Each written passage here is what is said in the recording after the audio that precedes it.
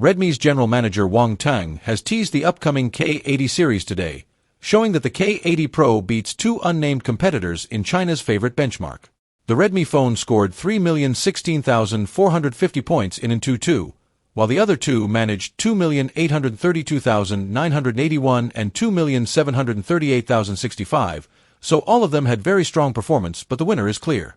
According to previous rumors, the Redmi K80 Pro will be powered by the Snapdragon 8 Elite SoC, and the vanilla K80 will go with the Snapdragon 8 Gen 3 instead. The Redmi exec also hinted that the K80 Pro will be cheaper than the OnePlus 13, which starts at 4,499 Chinese yuan, around $630. For reference, note that the K70 Pro launched at 3,299 Chinese yuan, $460, but price hikes across the board are expected this year, especially for flagship devices with the chipset cost rising.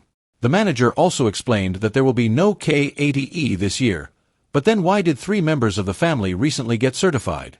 That remains a mystery for now. The Redmi K80 series should be coming later this month.